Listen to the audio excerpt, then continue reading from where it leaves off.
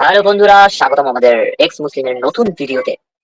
তো আজকের আমাদের এপিসোডটা হচ্ছে যে আমরা যে বিষয় নিয়ে আলোচনা করবো সেটা হচ্ছে হিল্লা বিয়ে, বলাৎকার। আর আমাদের আমাদের বলতে হচ্ছে বাংলাদেশের একজন আহ অনেক ফেমাস একজন হুজুর মামুনুল হক 101। তো যাই হোক, আমাদের সাথে আজকে আমাদের গেস্ট উপস্থিত আছেন আবুল হাসান ভাই। তো আবুল হাসান ভাইয়ের সাথেই কিন্তু আজকে আমাদের আলোচনাটা হবে আজকের এসব বিষয় নিয়ে। তো আমি সরাসরি ওনার কাছে জানতে চাইবো যে আম, মানে হিল্লা বিয়েটা আসলে কি, আম, হিল্লা বিয়েতে কি হয়, মানে হিল্লা বিয়ের যত ডিটেলস আছে এই সম্পর্কে ওনার থেকে জানতে চাইবো। তো আবুল হাসান ভাই, আপনি যদি শুনতে পান তাহলে আপনার পরিচয়টা দিয়ে হিল্লা বিয়ে সম্পর্কে আমাদের একটু দর্শকদের উদ্দেশ্যে আপনি কিছু যদি বলতেন আর কি। ঠিক আছে, ঠিক আছে। আমি মাদ্রাসায় পড়াশোনা করেছিলাম। তো সেজন্য এই হিল্লা বিয়ের সম্বন্ধে আমি মানে পড়েছি। তো বলে নিচ্ছি, আপনাদেরকে জানাচ্ছি। বিষয়টা হচ্ছে যে ওই হিল্লা বিয়েটা যদি কখনো কোনো পুরুষ তার স্ত্রীকে রাগের মাথায় হোক বা যে যে কোনো ভাবেই হোক, যে তাকে তালাক দিয়েছে। আচ্ছা। তালাক দেওয়ার পরে তালাক দিয়ে দিয়েছে। এখন মানে ইসলামের শরীয়তে হচ্ছে যে যে কোনো সময় আপনি আপনার ওয়াইফ স্ত্রীকে 3 তালাক বললেই এটা তালাক হয়ে গেল। এখন আচ্ছা। এখন আপনি ওই শুয়ে আছেন আপনার বউর সাথে, হুম। স্ত্রীর সাথে শুয়ে আছেন, তো শুয়ে শুয়ে আপনি ওই বলে দিলেন যে মানে ওরা কথায় কথায় মানে রাগে উঠে গেল, এবার বলে দিলেন 3 তালাক। বা আপনি ধরেন নর্মাল আপনি হেসে হেসে বলে দিলেন, তোমাকে 3 তালাক দিলাম, তালাক তালাক, 1 তালাক 2 তালাক 3 তালাক বলে দিলাম। তো কি হলো, আপনি আপনি কিন্তু এখন আর তাকে তার সাথে শুতে পারবেন না, একসাথে থাকতে পারবেন না। থাকা মানে বুঝতে পেরেছেন যে কি করতে, মানে দৈহিক মেলামেশা করতে পারবেন না। এখন যদি আপনি দৈহিক মেলামেশা করেও ফেলেন, এখন দেখা গেল যে আপনার দুজনেই ওখানে, কেউ নেই, কেউ শুনেও নেই। কিন্তু যদি একসাথে এরপরে যদি থাকে কেউ, তাহলে এটা হচ্ছে জিনা। জিনা মানে হচ্ছে জিনা মানে হচ্ছে যে মানে খুব নিকৃষ্ট কাজ। হ্যাঁ, এবং আপনি মৃত্যুর পরে বেহেশতে যেতে পারবেন না, শরীয়তে লেখা আছে। আচ্ছা। তো তার মানে কি হচ্ছে যে এখন আপনি বলতে পারেন যে এখন তাহলে কি আমার এই বউকে আমি আর পাবোই না। হুম, সেটাই তো তো। তখনই হচ্ছে, তখনই ওই হুজুরদের কাছে যেতে হয়। আচ্ছা। তো হুজুররা কি করে যে ঠিক আছে, শরীয়ত আল্লাহ নবীজি আমাদেরকে এই একটা সুন্দর মানে মেঘনা চাইতে বৃষ্টি একটা কথা আছে না, যে মানে চাইলাম না এমনি এমনি, মানে যদি থাকে নসিবে আপনি আপনি আসিবে। তো ওই কি হচ্ছে যে ওই হুজুর হুজুর হুজুর কি করবে, ওই মহিলাকে হালাল করবে, হালালা। ওই আচ্ছা। মেয়েকে হালাল করবে, মহিলাকে হালাল করবে। কিভাবে হালাল করবে? কিছু সময়ের জন্য বিয়ে করা। বুঝতে পেরেছেন? এই কিছু আচ্ছা। সময়ের জন্য বিয়ে করাটাই হচ্ছে হিল্লা বিয়ে। আমি কি বুঝাতে ও, পেরেছি?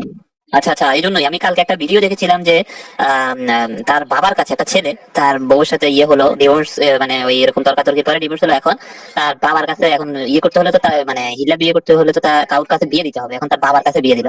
এখন বাবাকে জিজ্ঞাসা করে, আচ্ছা ঠিক আছে বিয়ে তো দিলাম, এখন ইয়ে ইয়ে করেন, এখন আমাকে আবারও ইয়ে করে। এখন ওর বাবা বলতেছে যে এখনো তো হালালা হয়নি, সম্পূর্ণ হয়নি। তারপরে আচ্ছা। দেখুন যে ওই এটা বলে এরপরে দেখে যে ওই তার বাপটা মানে তার আব্বাটা কি করলো, ওই তার ছেলের বউয়ের সাথে মানে আকাম কুকাম করলো আর কি। তো এই তারপর নাকি হ্যাঁ, হালালা হয়েছে। হ্যাঁ, এখন দেখুন এটা আমি যে এটা তো ভিডিও, হুম, মজার বিষয়টা, একটা মজার বিষয় আছে এখানে। তারপরে ভিডিওতে বললো যে এখন মেয়ে তো মানে প্রেগনেন্ট, এখন ছেলে খুশি, ভারী খুশি। এখন বলতেছে যাক, এখন তো তুমি তো প্রেগনেন্ট, এখন এটা তো খুশি হওয়ার কথা। এখন মেয়ে বলতেছে, মানে ওই যে বউটা বলতেছে যে আরে খুশি তো, এখন কথা হচ্ছে যে পেটে আসছে এটা কি তোমার ভাই নাকি তোমার ছেলে, সেটা তো বুঝতে পারতেছি না। তো মানে কি বুঝলেন এটাতে, মানে আমি এটাতে তো পুরো এটা হ্যাঁ, থেকে হাসবো না কাঁদবো, আমি কিছু আসলে বুঝি আসলে এই একদম নিকৃষ্ট থেকে নিকৃষ্টতম ধর্ম হচ্ছে এই ইসলাম। আর এই না। ইসলামকে ধারণ করা হচ্ছে এই মুসলমানরা। এখন যেটা আমি বুঝাতে চাচ্ছি যে হিল্লা বিয়ে, তো ওই কিছু সময়ের জন্য বিয়ে তো করে নিল। শুধু বিয়ে করলে হবে না, বিয়ে করে তাকে ডিভোর্স দেওয়া না পর্যন্ত ওই লোক যার স্বামী, অরিজিনাল স্বামী, সে স্বামীর কাছে যেতে পারবে না, থাকতে পারবে না। এবং ওই বিয়ে আপনি বলতে মুখে মুখে বিয়ে দিল, আচ্ছা ঠিক আছে, পরে ডিভোর্স দিয়ে দিল না, তাকে তার সাথে দৈহিক মেলামেশা পর্যন্ত করতে হবে। তো বুঝতে পারছি। ওই হুজুরা দেখুন, এই যে আজকের আজকের যে এই ধর্মটা ঠিক আছে, কিন্তু এই লোভে কিন্তু ঠিক আছে। যে কিনা আপনি দেখুন অন্য ধর্মে তো এক বিয়েই আছে। অন্যান্য ধর্মে যদি বলি একটা বিয়ে, যদি হ্যাঁ যদি একদমই না হয় ডিভোর্স দিয়ে তুমি করে নাও, কিন্তু সেটা একদমই না। কিন্তু ওই মুখের কথায় ডিভোর্স হয়ে গেল, এটাও হচ্ছে না অন্য ধর্মে। কিন্তু এই ধর্মেই শুধুমাত্র দেখেন কত কত নিকৃষ্ট থেকে নিকৃষ্ট, মানে কি শিয়াল কুত্তা বিলাই যে যা বলি, এদের সাথে মানে পশু প্রাণীর সাথে মানুষের আর কোনো কোনো পার্থক্যই থাকলো না, মানে নিকৃষ্ট। মানে আপনি আপনি মানুষ, আমিও মানুষ, আমাদের মানে লজ্জা লাগে আর কি এক কথায়। বুঝছি তো যেটা সর্বপ্রথম আমি। হিলা বিয়ে, তো বুঝতে পেরেছেন, মানে হিলা বিয়েটা হচ্ছে যে এরকমই। তো পরবর্তীতে ওই হুজুর, এখন তো দেখা গেল কি যে হুজুরের কাছে গেল যে এটার ফতোয়াটা কি, এটার সমাধানটা কি, মশলাটা কি। হুম। হ্যাঁ, তো এটার জন্য ওই হুজুর কি করে, হুজুর তো বসেই আছে এগুলো করার জন্য। আচ্ছা ঠিক আছে, তুমি আপনার বউকে আমি করে নিচ্ছি, এই যে দেখেন আপনার ওই ওই ছেলে তার বাবাকে করে বাবাকে দিয়ে দিল। আপনি এই বাবাকে দিয়ে দিল, বাবাও রাজি খুশি। হুম। কেন? ওই আল্লাহ বলেছে, হুম। হুম। আল্লাহ বলেছে, আল্লাহ করতে বলেছে, করবো, মানে নবী বলেছে। আচ্ছা একটা জিনিস বলি, নবীকেই শুধু আল্লাহ ধরা দিল, আর কারোর সাথে ধরা দিল না, বলুন তো? সেটাই তো, ওনার কাছেই সব ধরা দিল এবং উনি সব আস্তে আস্তে সব খারাপ কাজকে উনি সার্টিফিকেট দিতে থাকলো, মানে উনি যেগুলা করছে বা করবে এগুলা সব উপর থেকে নির্দেশ আসছে এগুলা করা যাবে নাকি, এরকমই ছিল হ্যাঁ, ব্যাপারটা। তাই তো। হ্যাঁ, উপর থেকে নির্দেশ নির্দেশ আসলো। তো এখানে একটা বিষয় হচ্ছে যে আল্লাহ কেন সরাসরি নবীকে বললো না, নবীর সাথে কথা বললো না, কথা বলেছে কিন্তু ওহির মাধ্যমে। হ্যাঁ হ্যাঁ। তো এখানে একটা কিন্তু পয়েন্ট আছে, ওহিটাকে আবার সেটাই। আবার এই ব্যক্তি, যে ব্যক্তি এই বললো যে আমি নবী, আমি নবী, আমি শ্রেষ্ঠ নবী, হুম, উনি বা কেন, ওনাকেই বা কেন ওই উনি বা কিভাবে বিষক্রিয়ায় মারা গেল, তাই না? সেটাই তো। তো এখন আবার উনিও কতদিন বেঁচেছে, 63 বছর বেঁচেছে। হ্যাঁ হ্যাঁ, হ্যাঁ, তো একদম খুব কম। বেশি দিন না, হুম, খুব অল্প সময়। হুম, সে তো পুরো এই তার এতটুকু জীবনে তো উনি ওই এই দৈহিক মেলামেশা করে করে করে করেই তার জীবনটা আচ্ছা গেল। হুম। এবার মাদ্রাসায় দেখুন তো কি পরিমাণ বলাৎকার হচ্ছে, হ্যাঁ হ্যাঁ, আরে হুজুরা যা বাবা। করতেছে। হুম, এদের যে লোভ লালসা এই দৈহিক মেলামেশার প্রতি হুম, এতটাই বেশি, এতটাই বেশি, মানে ভয়ঙ্কর রকমের। হ্যাঁ, যৌন সেটাই। উত্তেজনা, মানে যৌন মানে চিন্তাধারা ঠিক যৌন নাই এদের ভিতরে। বিকৃত যৌনতা তাদের ভিতরে।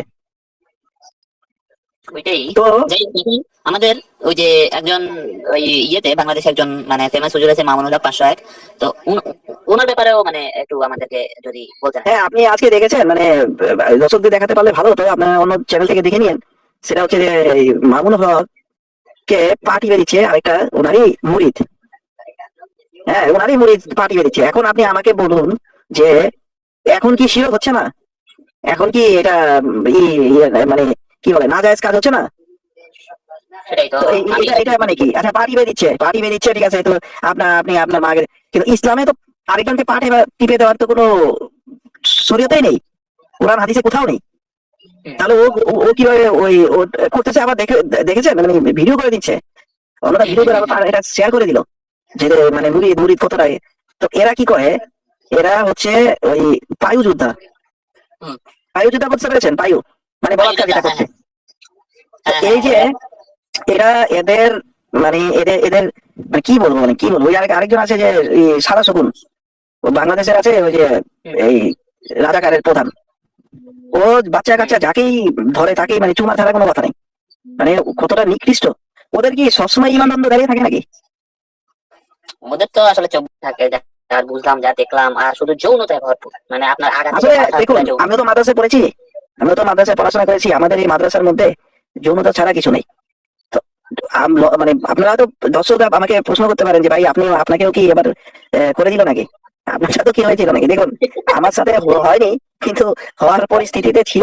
বরং আমার সাথে যেই অমানবিক আচরণ করেছিল, যে মেরেছিল, তাতে করে আমি ওই ছোট বয়সে ভেগেছি, আমি আর যাইনি।